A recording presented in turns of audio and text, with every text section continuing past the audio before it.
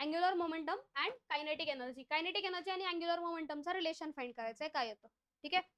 Kinetic एनर्जीचा, rotational kinetic एनर्जीचा formula काय आहे, हाफ आय ओमेगा स्क्वेअर, हा फॉर्म्युला आहे बरोबर. आणि रोटेशनल किंवा अँग्युलर मोमेंटमचा फॉर्म्युला काय, आय ओमेगा. याच्यावरून omega is equal to L upon I येईल का, एल अपॉन आय येईल ना. एल अपॉन आय कडे पुट करा म्हणजे काय येईल, हाफ आय ओमेगा स्क्वेअरची व्हॅल्यू काय आहे, एल अपॉन आय चा स्क्वेअर बरोबर. काय येईल मग ते, half I L square upon I square. I square मधला एक आय कॅन्सल आउट झाला आणि मग काय राहिलं, half L square by I. म्हणजेच काय येईल, kinetic energy is L square by 2I बरोबर. यालाच जर आता आपल्याला लिनियर मध्ये लिहायचंय, लिनियर कायनेटिक एनर्जीच्या फॉर्म मध्ये लिहायचंय, तर एकमेकांच्या अॅनालॉगस क्वांटिटीज लिहायच्या. अॅनालॉगस क्वांटिटी म्हणजे सिमिलर. आता एल ला अॅनालॉगस क्वांटिटी काय लिनियर मध्ये, एल म्हणजे काय, अँग्युलर मोमेंटम. इथे काय असतं, मोमेंटम. ठीक आहे. मोमेंटमची व्हॅल्यू काय असते, हे काय असतं, पी, पी स्क्वेअर झालं अपॉन 2. आय ला अॅनालॉगस काय असतं, मास. ठीक आहे. आय ला अॅनालॉगस मास म्हणजे 2m. हा फॉर्म झालेला आहे कुठल्या तरी चॅप्टर मध्ये, आठवत असेल तर, पी स्क्वेअर अपॉन 2m. झालाय झालाय झालाय. P square is equal to 2me. Therefore P is equal to square root of 2me. ठीक आहे, समजलंय का. मग ह्याच्यावरूनच जर एल चा फॉर्म्युला काढायचा तर एल इज इक्वल टू काय, square root of 2IE. Correct correct. ठीक. आता क्वेश्चन पहा याच्यावर. क्वेश्चन काय, two rotating bodies A and B of mass m and 2m with moment of inertia IA and IB. ठीक आहे, दोन बॉडीज आहेत IA and IB, यांचा मोमेंट ऑफ इनर्शिया हा आहे. IB is greater than IA. have equal kinetic energy of rotation. Kinetic energy काय, same बरोबर. Kinetic energy काय आहे, same. Kinetic energy for A body and B body काय आहे, same. अजून काय दिलंय, IB is greater than IA.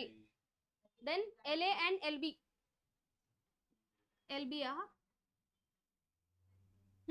बी दर अँग्युलर मोमेंटम रिस्पेक्टिव्हली. म्हणजे LA आणि LB यांच्यातलं रिलेशन काय, म्हणजे LA is greater than LB, LB is greater than LA, की दोन्ही सेम, हे काढायचं. ठीक आहे. मासेस दिलेले. ठीक आहे. बट आता कायनेटिक एनर्जी दिलेली आहे. कायनेटिक एनर्जीचं रिलेशन आपल्याला माहिती आहे. कायनेटिक एनर्जी आणि मोमेंटमचं काय रिलेशन आहे बरं. मोमेंटम इज इक्वल टू काय येतो, स्क्वेअर रूट ऑफ 2me असं येतं बरोबर. ME नाही, सॉरी, आता हे ना IE, 2IE. याचा अर्थ काय, L जो आहे तो डायरेक्टली प्रपोर्शनल आहे I ला, आणि L is also directly proportional to energy E. But आपल्याला काय सांगितलंय, कायनेटिक एनर्जी कशा आहेत, सेम आहेत, त्यामुळे हे तर प्रपोर्शनॅलिटी जाते. म्हणजे राहिलं काय, हे. ठीक आहे, directly proportional to I, direct proportionality यांच्यात. याचा अर्थ ज्याचा मोमेंट ऑफ इनर्शिया जास्त त्याचा अँग्युलर मोमेंटम पण जास्त, म्हणजे LB is greater than LA. समजलं का. पुढचं तुम्ही सॉल्व्ह करणार आहे का, सांगू दे पण. पहा काय, the angular momentum of rotating body changes from A0 to 4A0 in 4 minutes. Angular momentum म्हणजे बरं. आता यासाठी एक छोटीशी कन्सेप्ट लागणार आहे आपल्याला. Newton's second law of motion आठवतंय, law of momentum. Law of momentum आठवतंय का. हा काय, the rate of change of momentum is equal to the applied force. म्हणजे अप्लाइड फोर्स जो आहे तो काय असतो, dp/dt. याच्याच अॅनालॉगस क्वांटिटीज काय येणार, torque is equal to dl/dt. हे समजलं का, काय केलं, dl नाही, अच्छा टॉर्कला एल लिहिलं. हा बरोबर आहे का. फोर्सला अॅनालॉगस क्वांटिटी काय असते, टॉर्क, आणि टी म्हणजे काय, अँग्युलर लिनियर मोमेंटम. लिनियर मोमेंटमला अॅनालॉगस क्वांटिटी काय असते, अँग्युलर मोमेंटम एल.